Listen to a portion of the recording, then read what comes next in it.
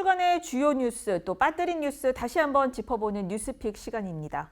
이순규 기자, 이번 주에는 어떤 뉴스 픽해 오셨어요? 네, 제가 오늘 처음 가져온 뉴스픽은 대한예수교 장로회 통합총회 김의식 총회장의 사생활 논란이 이어지고 있다는 소식입니다. 예장 통합총회 목회자들의 총회장 퇴진 촉구 목소리도 높아지고 있는데요.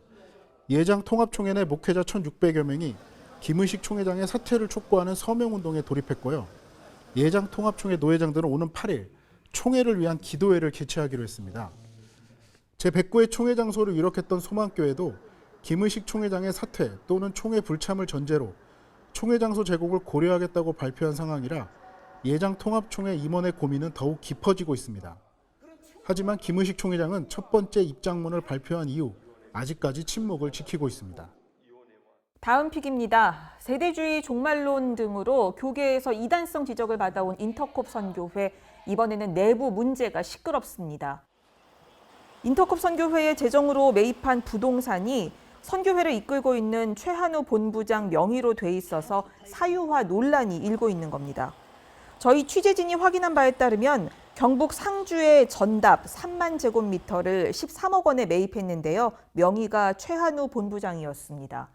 또 선교회가 매입한 서울의 한 상가 건물은 지분 49%가 최 본부장의 딸에게 헐값에 매매된 걸로 확인됐습니다. 이런 사실을 뒤늦게 알게 된 소속 선교사들이 선교회 자산과 최 본부장 가족의 자산 내역을 공개하라며 반발하고 있고, 최 본부장은 자신을 모함하는 거라며 사실이 아니라고 맞서고 있습니다. 저출생 현상을 극복하기 위해 기독교를 비롯한 종교계와 정부, 정치권의 노력이 이어지고 있습니다.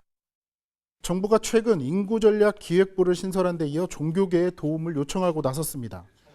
한국교회 총연합과 여의도 순복음교회는 최근 저출생 위기 극복을 위한 선포식을 진행하고 아이를 낳아 키우는데 걱정이 없는 사회를 만들기 위해 노력하기로 했습니다.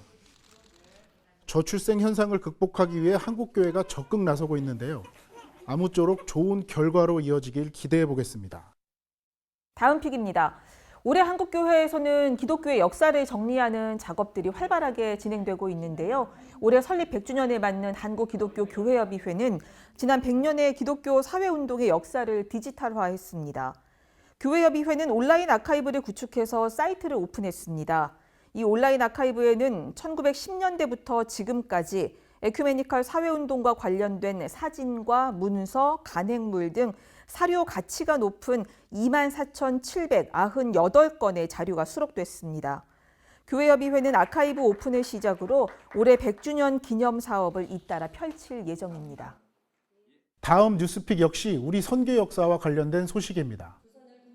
140년 전 1884년 선교사들이 우리 민족에게 공식적으로 복음을 전할 수 있었던 배경에는 대한민국 고종황제가 교육과 의료 선교를 승인하면서부터였습니다. 이때부터 감리교 선교가 첫 발을 내딛었는데요. 이듬해인 1885년 아펜젤러와 언더우드가 방한하면서 국내 선교에 싹을 틔우는 계기가 됐고, 배제학당과 제중원, 정동교회 등 병원과 학교, 교회 설립으로 이어져 구한말 민족에 힘을 심어줬습니다. 어렵게 시작한 선교, 이제 한국교회가 세계 선교를 향해 앞으로 나아갈 때입니다. 마지막으로 대한성공회 소식 짧게 전해드리겠습니다. 보통 교단의 대표를 총회장, 감리교에서는 감독회장이라고 부르고요. 대한성공회에서는 의장 주교라고 부릅니다. 대한성공회가 65세 정년을 맞아 은퇴하는 이경호 의장 주교의 후임으로 박동신 부산교구장을 신임 의장 주교로 선출했습니다. 대한성공회의 신임 의장이 어떤 리더십을 보여줄지 기대해 보겠습니다. 저희가 준비한 이번 주 뉴스픽은 여기까지입니다. 유튜브 크리스천 노컷 뉴스 구독과 알림 설정, 좋아요는 방송 선교입니다.